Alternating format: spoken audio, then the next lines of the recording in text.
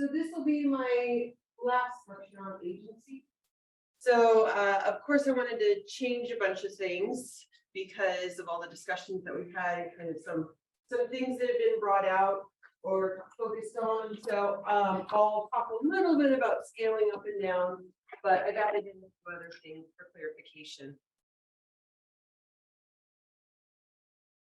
So, okay, so just to recap some of the things we talked about the idea that agency might involve self-generated activity.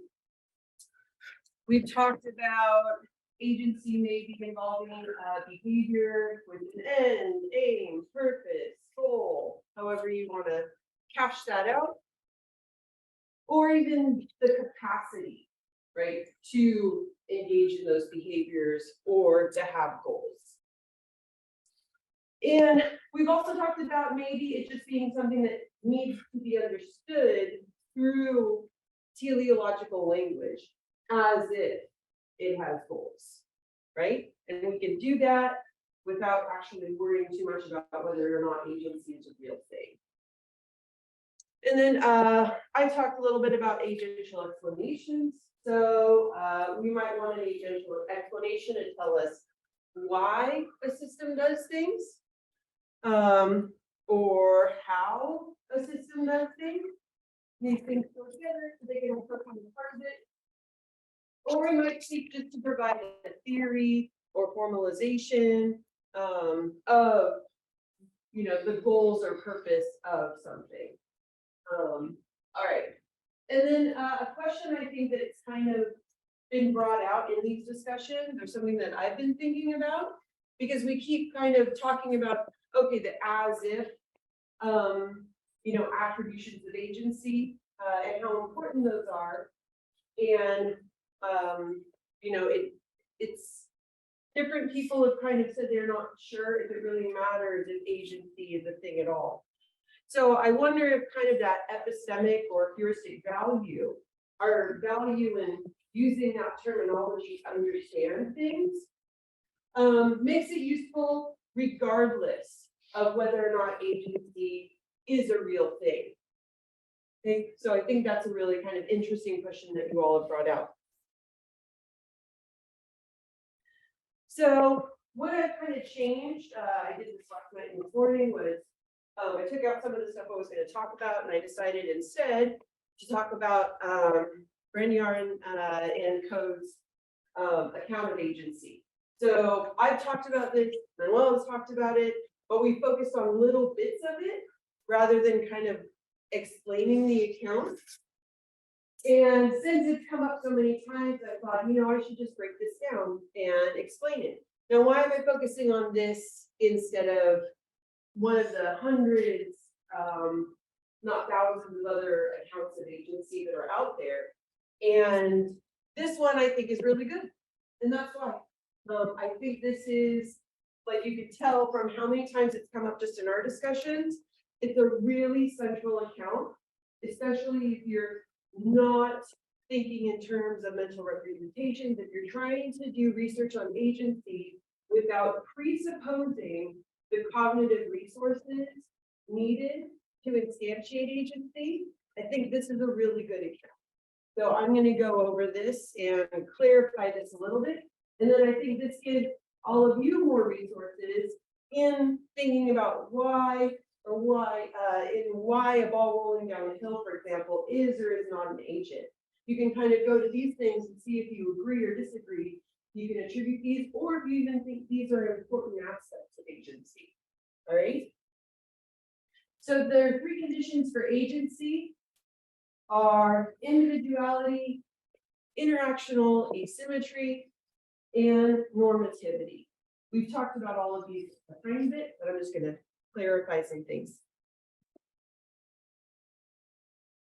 So their idea of individuality says that the system is non-arbitrarily distinct or individuated or has an identity separate from its environment. So it's not observer dependent. It's not because the observer is attributing agency to the system in some way that makes it an agent. It's that the agent is, at least on the first component, in some way kind of defining itself as an individual. So the individual to whom agency is attributed, it's not dependent on the observer. It's not based on the arbitrary kind of judgment of an observer, or like that looks like an agent, that thing seems agential. That thing seems to be its own individual agent that I can pick out. There must be some kind of process of individuation performed by the system itself. It needs to be performing work to separate itself from the environment.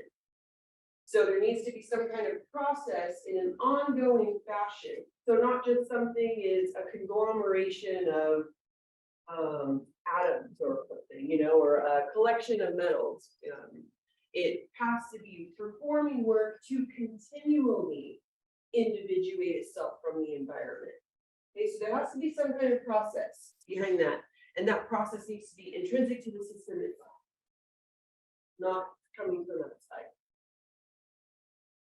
So how they define this is it's capable of defining its own identity as an individual and thus distinguishing itself from its surroundings. In doing so, it defines an environment in which it carries out its action. It's defining its boundary. It's doing that work itself. And what is outside, what doesn't belong in that process of individuation, whatever that might be, is the environment. Okay, so it's not the observer that's making that distinction. It is actually the system itself making that distinction.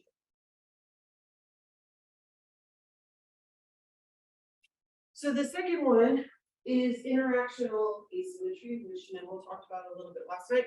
He and I had different readings of this, so I thought I'd just maybe clarify a little bit. So we talked about this, like an agent is a source of activity, right? That individual is doing something. And we talked about kind of how causation or being the source of action is really important for what we think of agency as. So an agent is a source of activity, not merely a passive sufferer of the effects of external forces. So it is doing things. It's not just being affected by other forces, okay? It's not a feather in the wind. So what they propose as the definition of interactional asymmetry is in contrast to two common ways of understanding being the causal force of activity. And one is kind of the statistical sense, which locates the causal influence of a system by identifying statistically significant patterns and inferring causal structure from the temporal ordering of events. So you look at a system over time and you identify things that happen with some kind of regularity, right? And you attribute causation because of like either the effect on the environment or whatnot. So there's a bunch of different ways of doing this. This is kind of the less common way of doing things. And maybe now we'll talk a little bit more about some of these conceptions of agency tomorrow. I won't focus too much on that. The energetic sense is the more common way of thinking about it. And so the energetic sense of thinking about agency, and this is or causation, or being the source of action, is that the system's use of energy to actively engage with the environment. It's using its energy to engage with the environment, is what designates it as the source of activity. It's the thing doing all the action. Okay, and this is what Manuel, I think, was kind of problematizing yesterday, that this is a really common way of thinking about agency that doesn't really incorporate how the environment is affecting the agent, right? And kind of, you know, in a more relational sense. So it's the agent is doing all the work and the environment is just there. So problem with the statistical sense is that if you're, what they say, I'm not necessarily agreeing with this, but what they say is that there may be slight differences that are statistically insignificant, but that would be significant to our understanding of agency. Like a person diving and a person falling look very similar in what they are, the kind of action that they are. So these things, they say, can get confused in just kind of looking at, the behavior from the outside and doing formalizations of that. Okay, and then the problem with the energetic sense, they say, is that it's not always clear that something is extending energy.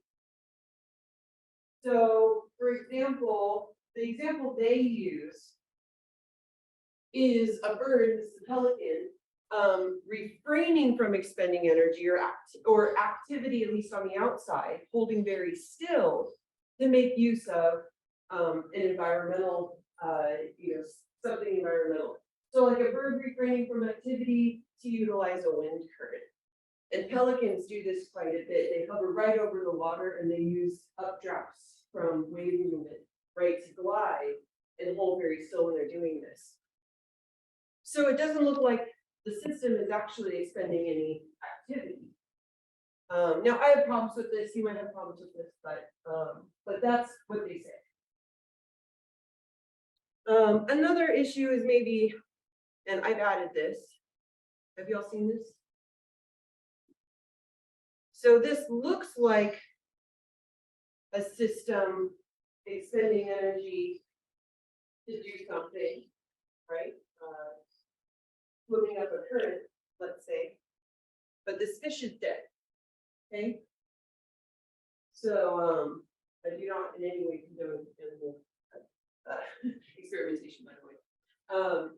But this fish, like it might look to us like this fish is expending energy in order to do something in the environment.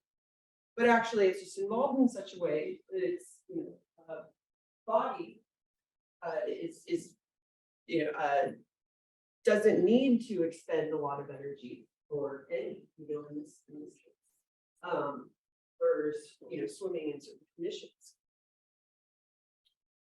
So kind of just looking from the outside and at energy expenditure can be problematized. Okay? So instead of causation, instead of these other senses of using energy or the typical sense of being source of action, they propose thinking in terms of modulation of coupling with the environment in interaction. So that's where that interactional asymmetry comes from. It's not that you have one source of action and then a static environment that's just there. It's that you have modulation of the coupling coming more asymmetrically from one side than the other. Okay. So they define interactional asymmetry this way. The agent is capable of engaging in some modulations of the coupling and doing so at certain times, but not necessarily always. Okay. So on that, the system is capable, the agent is capable of modulating that coupling, but isn't necessarily always doing that at all times. And then maybe that kind of, for those of you that were wondering about, is someone an agent when they're asleep, or these other things, that might be something that you might answer some of your questions or allay some of your concerns. What time until 11:45? 11:45. Thank you. Just very quick. Yeah. So in this case, so in that case, modulated, not the asymmetrical. Yes, According to exactly. Yes. Yeah. So it is well, I don't know if it's modulating, but yeah, there's it's not asymmetrical, right? The current direction. Right? Yeah.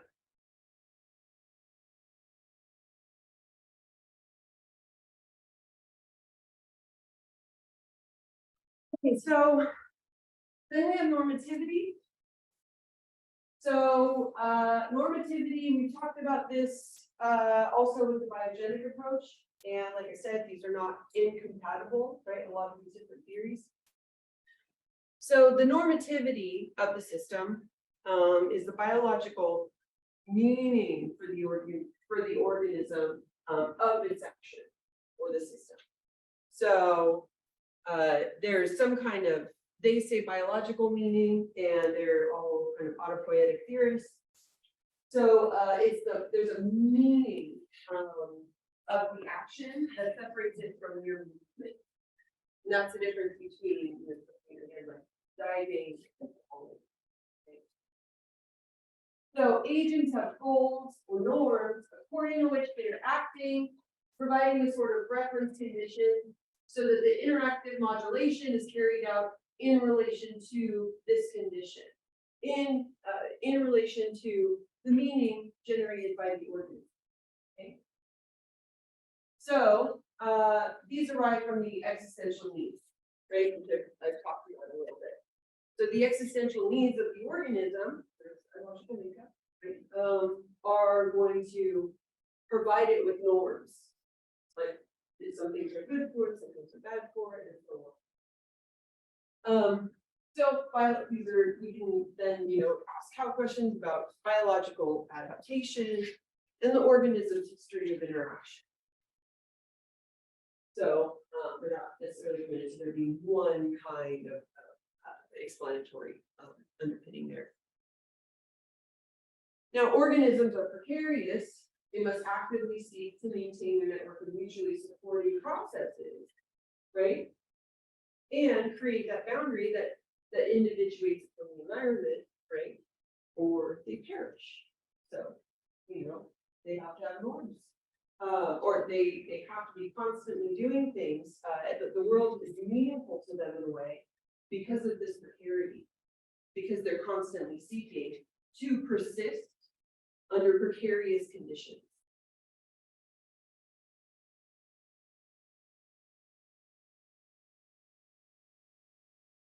So that's the end of that. Those are the three components of agency.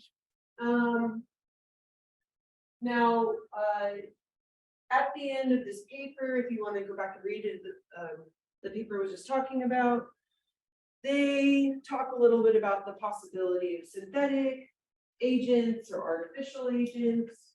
And this is my PhD student, Jimmy, and he's using their account to look at collective agents. And he argues in a couple of papers that we can maybe think of some types of human groups and other maybe eusocial groups or eusocial groups and non-human animals as collective agents. So he thinks that we can satisfy all of those criteria of agency for some types of collective agents.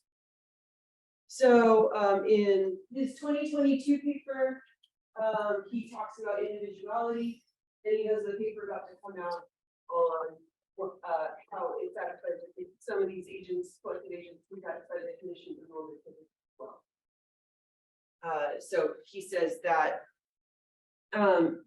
if actively producing and maintaining their constituted network of processes and boundaries through membership, some different kinds of collective groups like universities, corporations do that. And the paper argues for that. And then normativity is a way of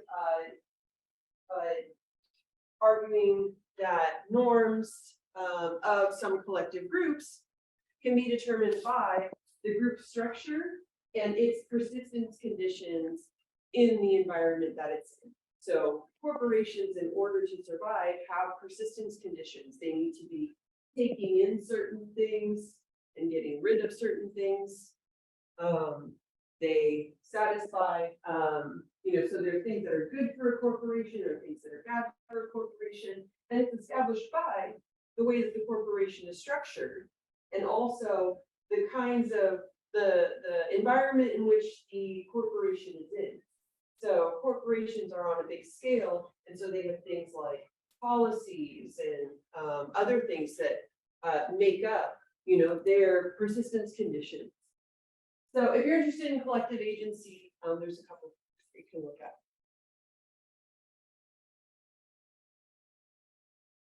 Okay, so back to some of the questions that we talked about. So now I'm going to get into some new stuff.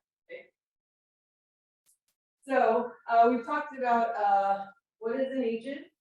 We've just gotten an account of that. And we've talked about maybe what is agency instead. Like how is agency happening, right? Agency is maybe a process or an activity, right? Rather than just the capacity of the individual system. And yesterday we heard from Manuel, some examples of, or a bunch of examples in order to look at the question, where is agency, as in, where do we want to draw the cutoff of what might be an agent and what might not, right? Where do we want to draw a line exactly in, carving out, of what exists, what belongs in the category of agents. And now, I've kind of tried to tease at least, I think these are really interesting questions too, is where, spatially, interactively is agency. So maybe not so much like who is an agent or, what things belong in the category of agency, but where is agency happening exactly? And another interesting question is, I think, is when is agency happening? And that goes along with that other, and that was one of the topics of my friend Taylor Ransom's dissertation in his work. And he works on material agency. So how it is the environment. Now, so far we've mostly focused on kind of purpose and goals, and attributing goals to systems, or whether or not they can have goals or active purpose and whatnot. And I kind of want to get back to action, right? And action, not selection, but possibilities for action. So that will be what I'll focus on. So I'm just going to grab my water.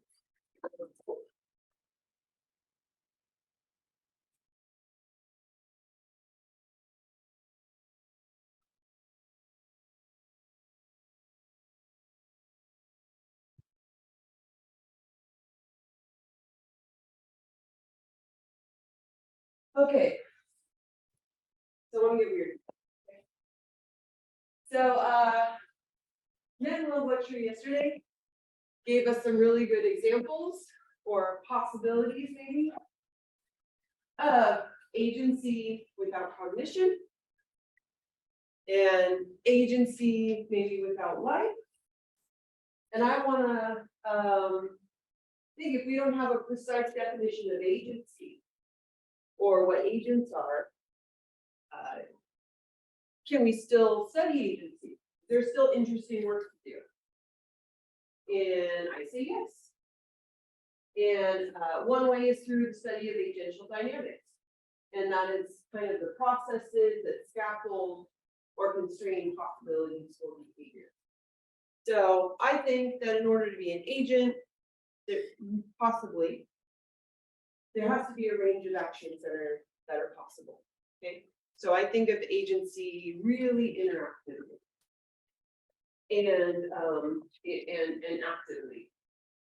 So the ways that interactions with the environment scaffold or constrain behavior, opening up or limiting possibilities for action, is really interesting.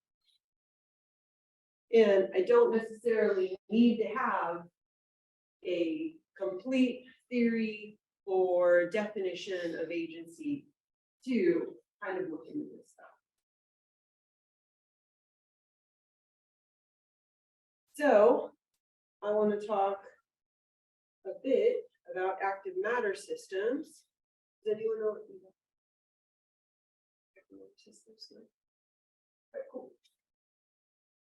I think Manuel had a video of starling murmurations. Okay. Have you seen these? Yeah. Okay. So these are these really these are little birds, and they engage in these really just gorgeous collective behaviors. These are called starling murmurations. So active matter systems are a distinct kind of non-equilibrium system. Right? So we have something going on here, interesting. Made up of independently active entities, right? They're all doing their own stuff, expending their own energy. And they collectively engage in interesting patterns of activity.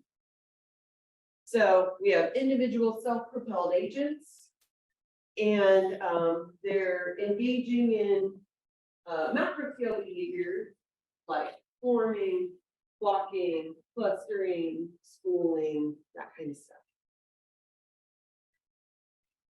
So here we have E. coli doing some interesting clustering behaviors, right, in motion or swarming. And then here you have what's called the Bichek model. And these are the really simple 2D models used to understand the behaviors of active matter systems. So with just a couple rules, a few rules, they engage in all this interesting stuff that looks a lot like an aquarium or something, right? Okay, so some of these systems can respond to environmental features, clustering, obstacle avoidance, following trails or gradients, reforming after perturbances, so, you know, being bothered by something, and then they'll reform into a group. And those behaviors, as we talked, be modeled by using very simple rules. And they can be modeled whether the individuals that are taking those behaviors are really highly complex systems or very simple systems. I should probably added Dan Brown's lab as well at Georgetown. He does microtubule modeling, which is, he works with microtubules and does very cool stuff. And Dan Needleman works on like subcellular active matter. So like spindle formation and mitosis and stuff like that. That's really cool. So like one more videos when we're in about that.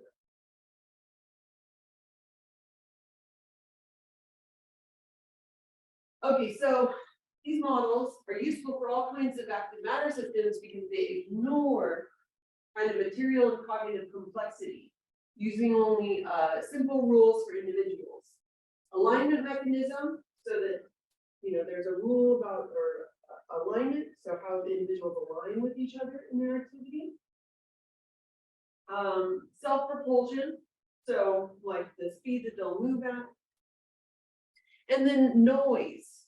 So noise being like things that make it more difficult for them to align, right? Or match speeds, let's say.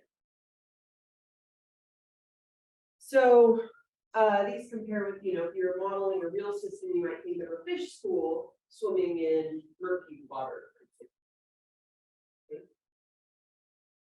So within the model, agents change the direction of their movement based on the direction of their neighbors. Okay.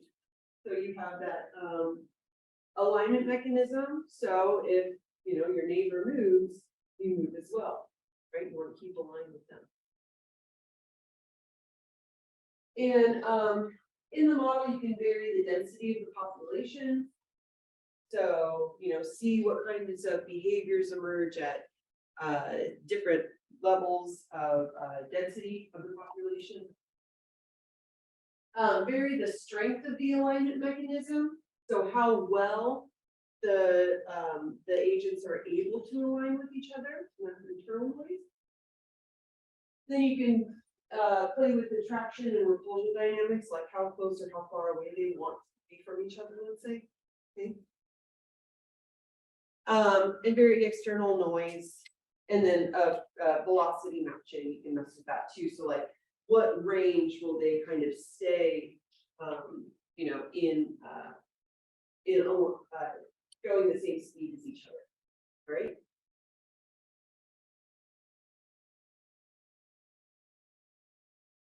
So we have these models for studying active matter systems that are really neat. Help us learn more about the kinds of things that go into collective behaviors. And these are studied also, you know, with real non-living active matter systems. Some of those labs I was talking about, you know, they do modeling and they also study some of these systems.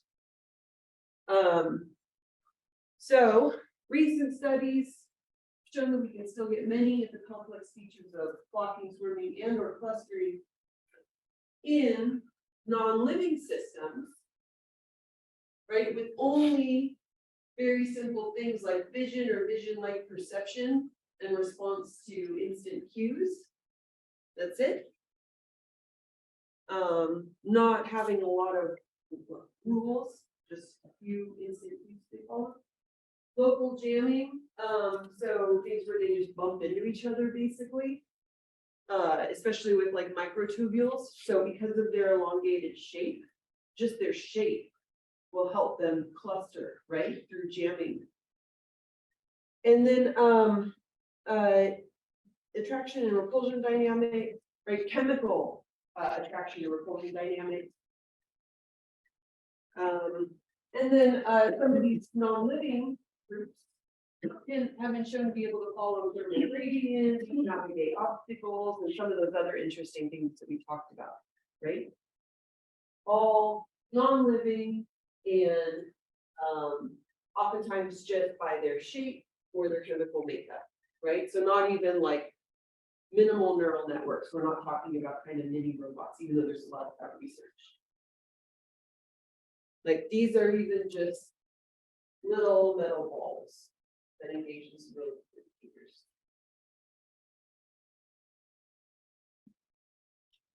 Then when we look at living active matter systems, starling murmurations, fish schooling, that kind of stuff. Kind of the common thought is that a lot of these behaviors, the swarming, the collected stuff, really just arises from repeated local interactions.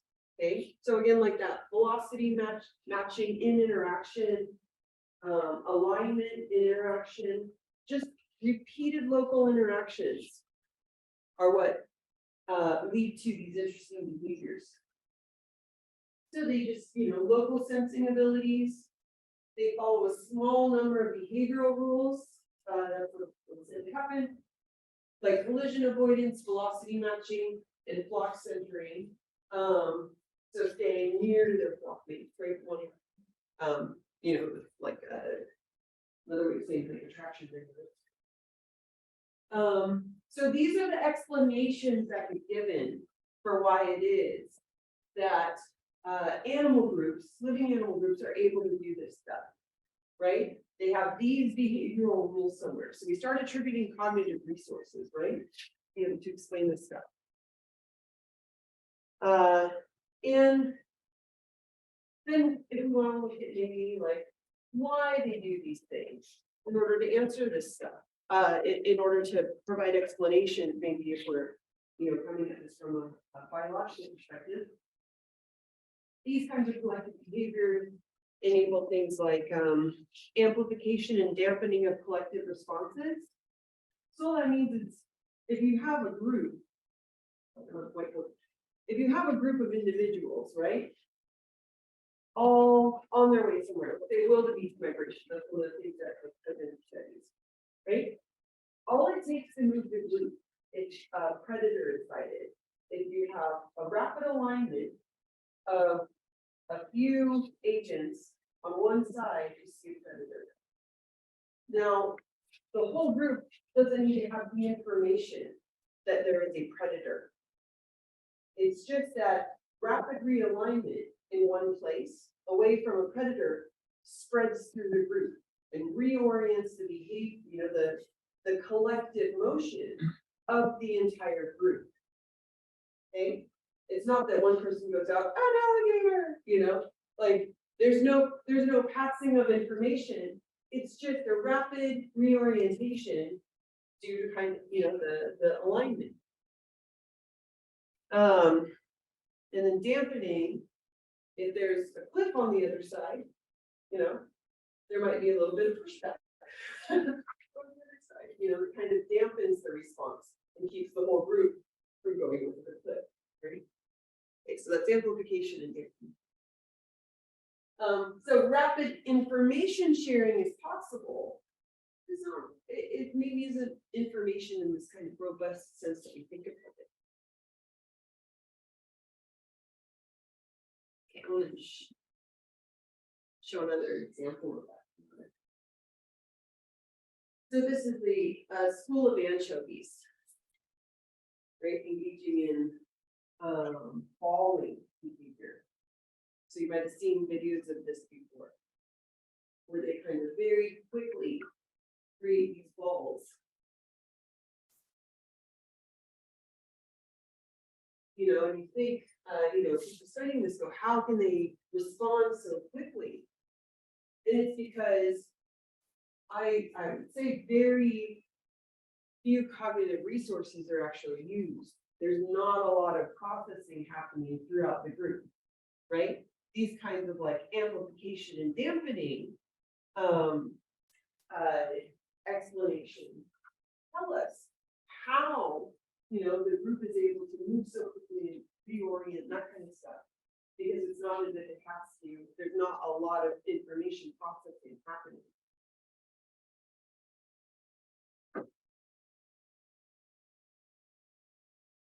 Okay, so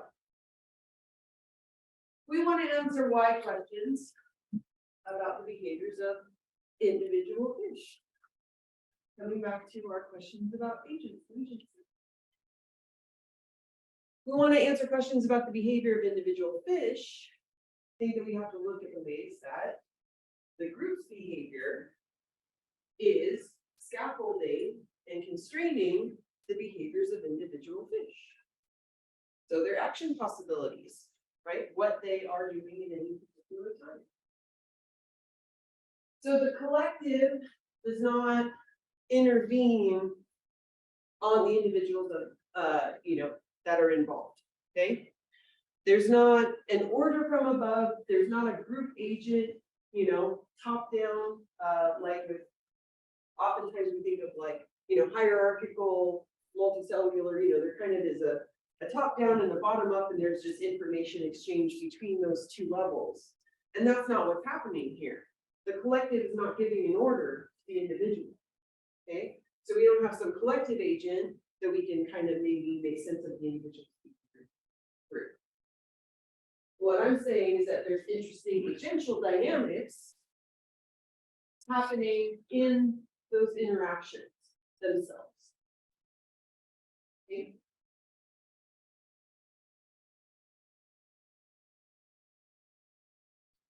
And it's not as if this is out of line with what people are studying in physics when they're looking at active matter. So again, like, kind of promoting the interdisciplinarity of looking at these questions together.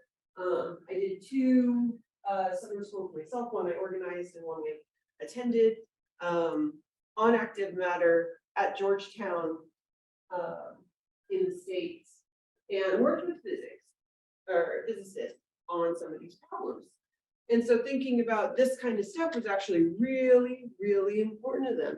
They were super keen to learn about autopoiesis and asked actually the same kinds of questions a lot of you were asking, whether or not a hurricane is an autopoietic system, was something we argued about almost every day. I don't have an answer for you.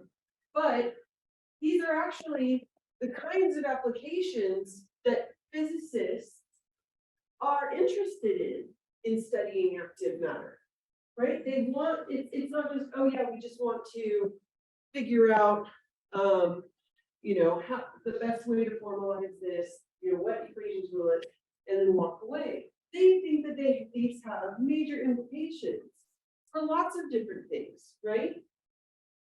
So, so this comes from this paper, Mina 2013, which is a really good paper that kind of is an overview of the state of the art in active matter.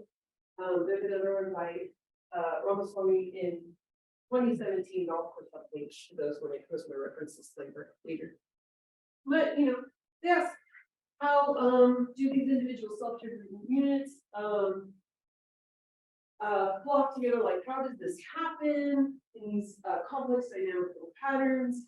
What are the rules that govern these dynamics? How do the principles of physics constrain the behavior of each such unit? Okay. So, what I think has been holding back a lot of research in agency and on agents is methodological individualism.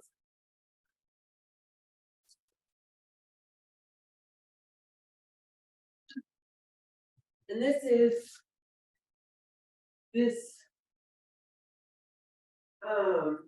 we've talked about it before, kind of the mechanistic view that underneath it all, we can kind of get answers from everything, you know, in terms of gears and you know, static things, and take apart the world and look at, you know, lower and lower levels of individuals, actually, you know. So when we're answering questions about agency, about cognition, about a lot of different things, we go immediately to the individual as the unit of study. What we're interested in really is the individual. Okay, so whether or not this thing is an agent, whether or not this thing can have agency, what it is that makes a thing an individual, a system. And that's kind of the first go-to thing that we do when we're asking these questions. It also happens in cognition, right?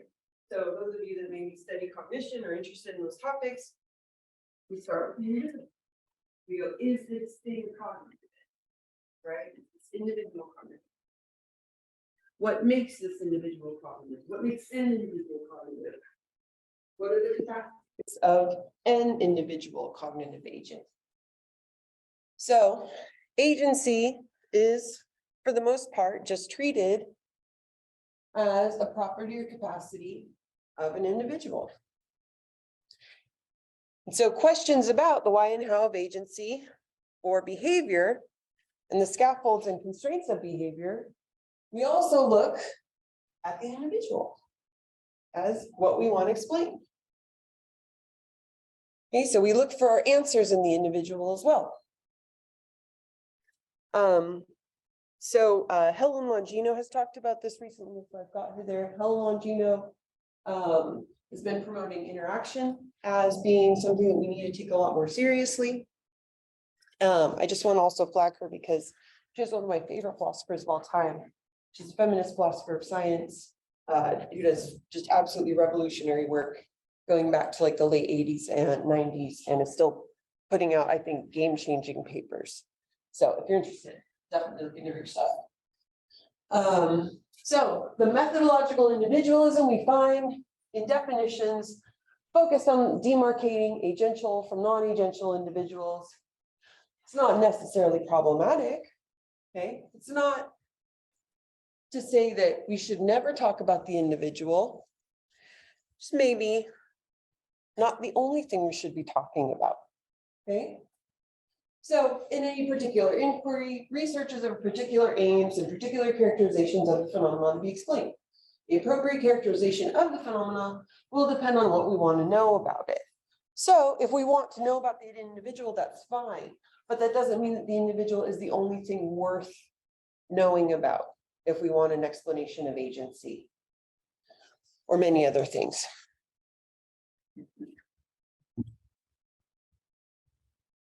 So some of my concerns, I've said some of these already, but I think that focusing on individuality leaves out the importance of interaction. In our study of agential dynamics and behavior, and especially those, scaffolding and constraints. And I think a big problem is that we risk attributing too much at the individual level because we want the individual to be doing all of the work. We want all of the explanation to come from the individual. So I think we over attribute things to the individual that are maybe could be found and better explained at the interactive or sometimes at the collective level. So likewise, theoretically overloading a definition of agency, so it's capable of doing all that work of explaining what an agent is, right? We're looking at the regularities in interactive systems. We don't actually need that. So just to look at the ways that regularities can shape interactive regularities, the kinds of things I was talking about with active matter systems, having this kind of overloaded definition of what constitutes an agent doesn't help us understand the behavior, like the interactions any better. Okay. So I actually think that it kind of holds us back from understanding what the interaction is doing. Okay. If we try to explain things too much from the individuals. So like with looking at wildebeest migrations or something like that, if we start going, oh, they need to process all of this stuff, and we start going, oh, in order to take, in order to engage in these collective behaviors, we have to attribute all of these cognitive resources and rule following and processing and whatnot. That seems silly when we think about they didn't need to do all of that to avoid a predator, right? It's the interaction that's doing the work in avoiding predation. Okay, so you can say something like, oh yeah, what's this wildebeest doing? Oh, they're avoiding predation. Well, they didn't actually like process all of that stuff, right? It was just in the interaction that they avoided predation or avoided a predator. So I think active matter shows that looking at interactions themselves can reveal important inter-individual regularities that aren't explicable in terms of individual properties or collective properties. Like I said, that like top-down directive is not what's happening. The group itself is not telling, the individual agent what to do. The interesting work is happening in their interactions between agents.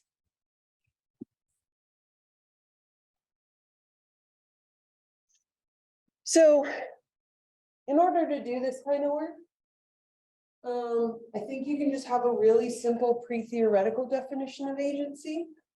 So Maug was here, so I used hers, Maug Stapleton. Like Maug Stapleton and Tom Froese have looked a little bit at collective agency through an autopoietic lens. And they offer this pre-theoretical definition, which they then don't use. But I think this is the kind of thing that's useful in just saying, oh, okay, what when you're talking about, let's say, the metal balls or Janus particles or microtubules or whatever, at the very least, when I'm saying, oh, we have a collection of agents, right? The term agent implies an individual and a capacity for action. And I think something like that can be useful in all of these domains: individual, interactive, and collective. And in some ways, that's not going to be satisfying, right? Like, so we, for an individual, maybe we want something and build up from there. Oh, okay, for an individual, we want individuation to mean something more. Like maybe, the Brandiaran type thing for looking at interaction, I think this kind of thing is really useful. We don't need to really attribute much more than that, just to look at interaction. And then that can be useful at the collective level too. And then we kind of start from there and then add as needed to build our theory or our definition.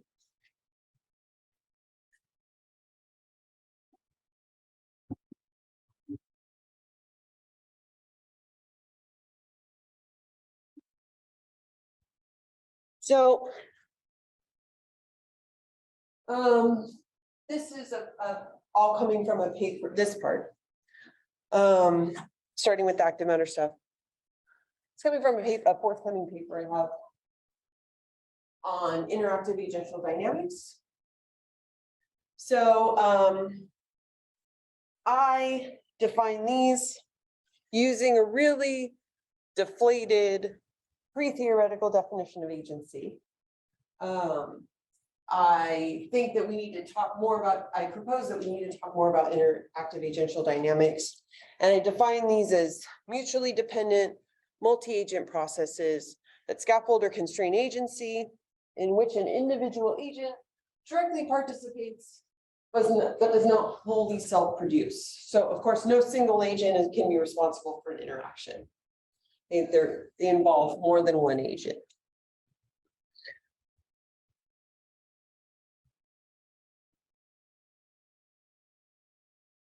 Oh, sorry. So what I think is that these interactive processes are sustained by individuals in a group, but they can't be explanatorily reduced to the activity of those individuals. So I don't think we can get an explanation for interactive agential dynamics strictly through looking at individuals. So this is where I think methodological individualism is a problem, okay, and won't work for us. We can't explain the dynamics strictly through the individuals. And we can't attribute, we don't get the explanation from the individuals, and we don't get them by looking at emergent properties of the collection in its entirety. Okay, so again, like we're not getting top-down stuff necessarily. Okay, so the agents involved directly participate in the activities that sustain the group behavior. So they're responsible for that group behavior through their interactions. Okay, and the interactive behavior is necessary also for explaining the behavior of the group. So what we end up with is, and again, this is pulling from Helen Longino, kind of a metaphysical pluralism about explanation. Okay, so we get the individual level of explanation that's, partial explanation. We get something at the interactive level. And at times, we might want something at the collective or emergent level as well. And all of these, right, can coexist. And we can ask questions about all of these. Okay. But I think this has been just completely left out of most of our explanations of agency.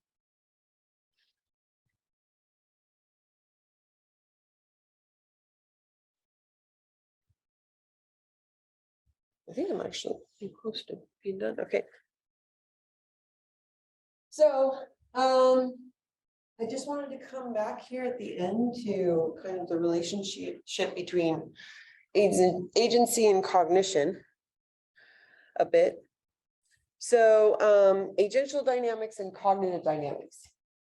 So I think that looking at interactive dynamics is different from determining agential capacities and dynamics, right? So like what we say might be agential dynamics or capacities, right? Looking at interaction is a different, but these are like connected, right? Lines of research. I think what makes dynamics agential rather than cognitive. Okay, so it's not as if when we're looking at interaction, we're looking at interactive cognitive dynamics. So one of the things about looking at interaction is that we're avoiding overloading or pre-assuming cognitive resources necessary for engaging in some of these interactions. Okay, we want to see how low we can go first and then scale up as needed, then start attributing cognitive resources. So they do work using their own energy, right? They satisfy that pre-theoretical definition of agency. So we can say, oh, we have interactions between a number of agents without saying what the cognitive resources of those agents are. We just say, okay, they're using their own energy and they seem to be individuals. And a simple pre-theoretical definition of agency, I think, is useful for looking at these interactive regularities on all scales. So not just at the level of biological organisms, but I think that this kind of definition can help us in looking at subcellular active matter, at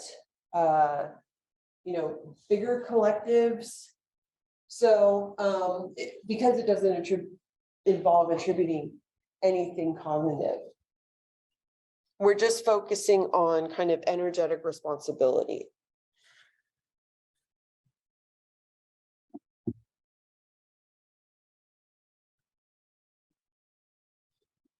So I'm way early, sorry. Is that okay?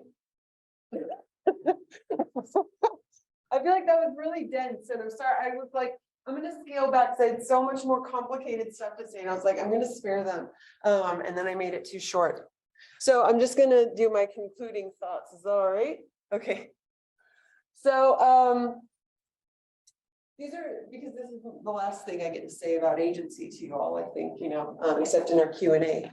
But I kind of wanted to end by just saying that I think that coming up with an account for any particular kind of agential phenomenon or agency probably involves the integration of a bunch of different scales and domains. Okay, I don't think there's any one definition or one kind of agency that we can completely explain without looking at the relationship between, like for organisms, even how, smaller agencies scale up for multicellular creatures, and for, looking at things like collective dynamics for social creatures. Okay.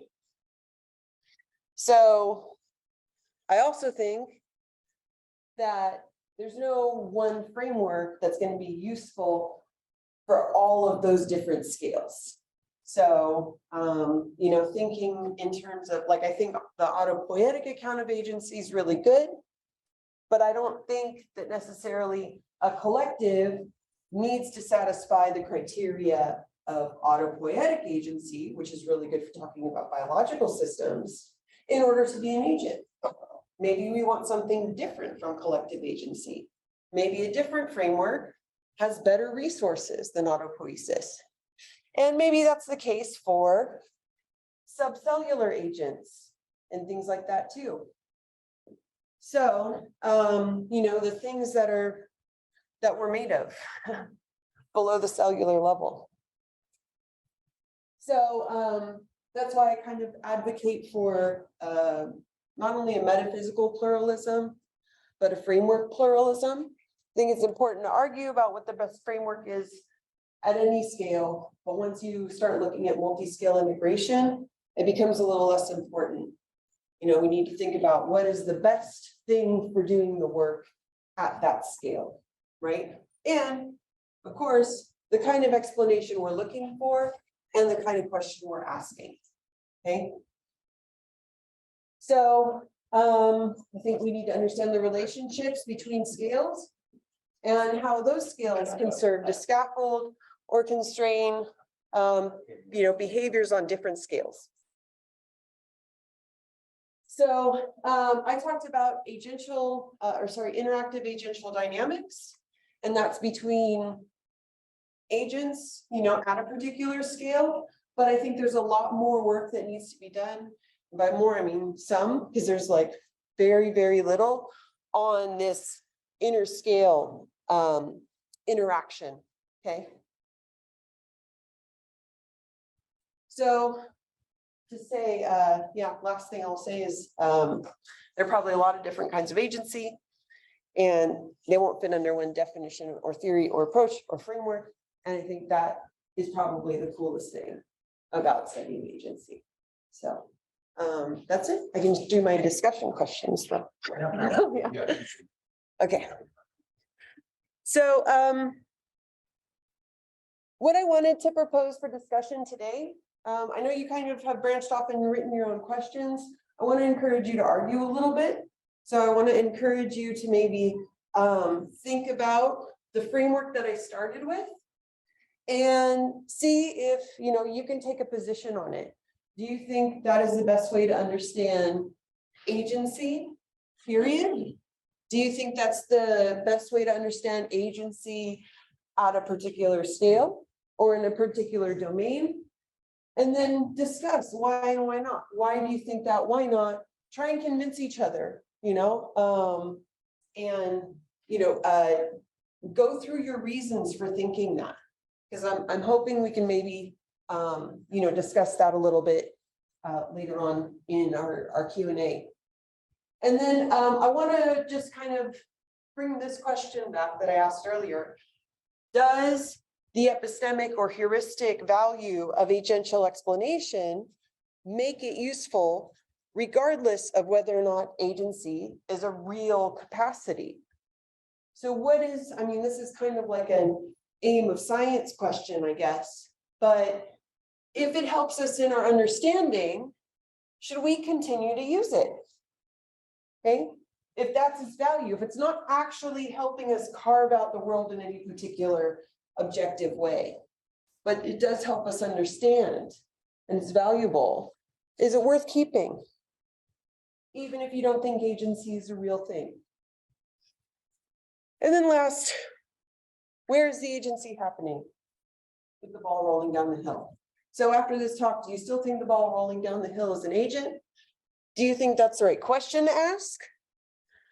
And where is the agency happening, if you do think that? Okay, that's me.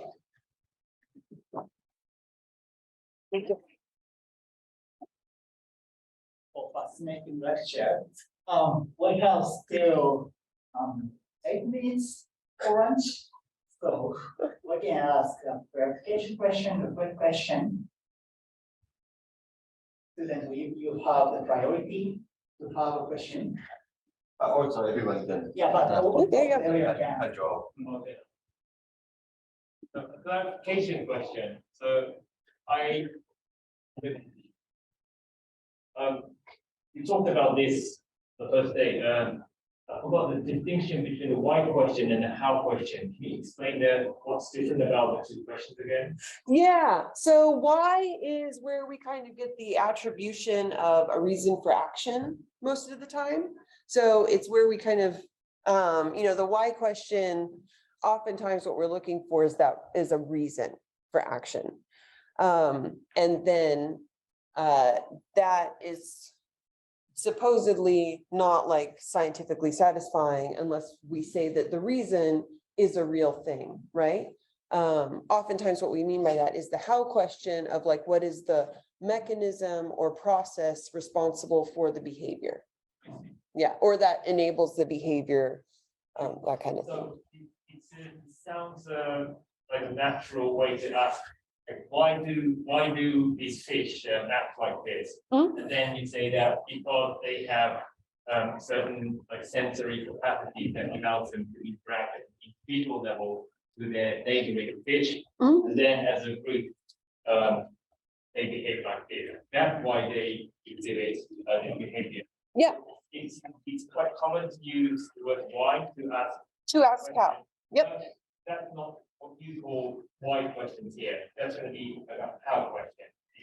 So why and how questions are super related. So you can give a how answer to a why question. But if I was actually meaning by the why question, what's the biological function of that? Why do they do that?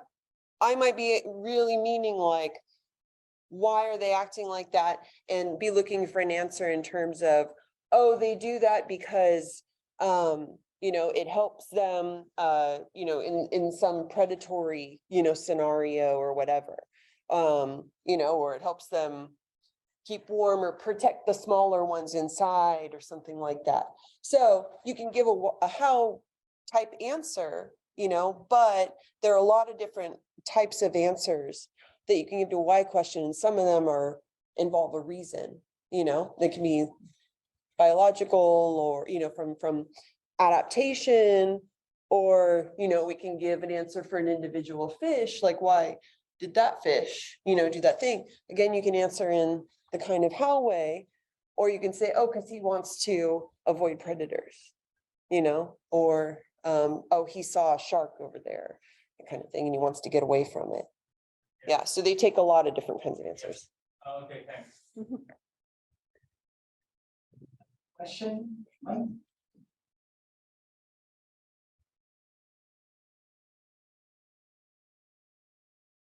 Oh, sorry, I just want to ask what the slide of agency and cognition? What kind of context there why cognition matters? Oh, why cognition matters? Oh, I'm trying to say it doesn't.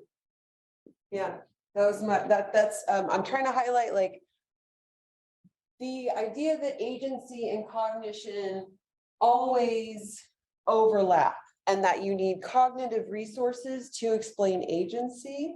I'm trying to problematize that a little bit and saying like, well, actually, we don't need to know that. And to explain a lot of behaviors, we don't have to appeal to cognition, or, maybe that's not always the kind of answer that we're looking for. Like with what Katsunori just said, like we can answer about the individual fish. It's, oh, because they have the sensory capacities and they have the blah, blah, blah, and they have the blah, blah, blah. Like, why is the fish doing that? We go to kind of its, capacities. It's what I would say are cognitive capacities. And I'm saying, well, there are other ways we can explain where we're not doing, necessarily right away, or that's not the first thing that we do, right? They come apart a little bit.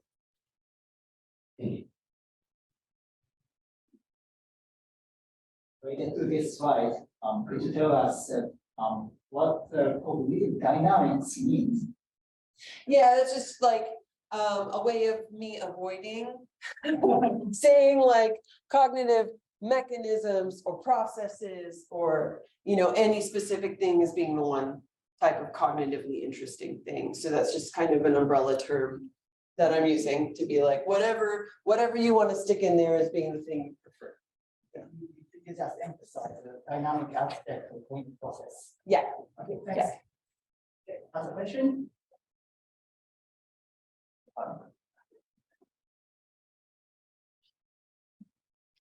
My question is also on this slide, and in this slide, you say the agent is energetically responsible for its own movement. So, how about responsibility for cognition of the agent? I feel the agent is also some responsible for its this cognition more collective level, or when you want to say the responsibility for cognition is almost all responsibility for cognition is attributed to the collective level. So the responsibility for cognition. I guess I'm not sure what that So- means. Yeah.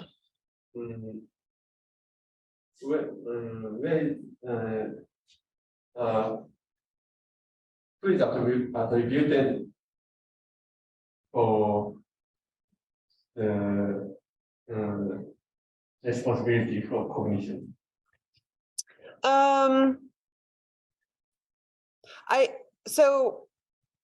I think that when you find the need to posit cognitive resources in explaining, like that's at the point when you need to worry about that, right? So, I only think of individuals as being cognitive, but, there are plenty of arguments that collectives can be cognitive as well, right? I think it's more worthwhile to think of them as agential, maybe. I don't know if groups can be cognitive, but, that's possible, definitely. I don't have like a view on that. I would say that, cognition is a biological thing. So, but I mean, that's all tricky too, like for all the same reasons that all the stuff we've been talking about agency is tricky, I guess. So, yeah, I guess that at what level would I attribute cognition? I mean, if you need to attribute, if in order to understand interactions, right, and how they, shape the behaviors of individuals, you need to start attributing cognition to the individuals to get a good explanation. That's kind of all I'm really worried about. So I don't think that it makes any sense to attribute cognition to the interaction, right? Like you're just attributing it to the individuals, but maybe, for members of certain groups, there's also things at the collective level. And is that what you were concerned about? That we might think of as being cognitive or, in some emergent sense or something? So yeah, if that were the case, I don't know, I guess I'd have to have an example, but I'm not like opposed to, thinking about that, yeah. So considering about this Stride's argument, so the collective structure reduces the necessary resource of cognition of individuals, but basically collectives doesn't have a cognitive capacity. Yeah. So what I think is that a lot of the interesting stuff for the collective is happening because of interactions. It's not because of the collective cognition. Yeah, I think that that's maybe the wrong way to go. I want to say, no, let's look more at interactions and how those are responsible for both, kind of the collective macro scale behavior, and how they shape the individual behaviors. But we can do that without having to think in like the hierarchical sense of there being something at the top, whatever you want to call that at the collective level, like exerting some kind of influence. Yeah. Okay, thank you. Okay. Okay, now it's time. Thank you again. Thank you so much. Thank you. So, the session will start at 1 p.m.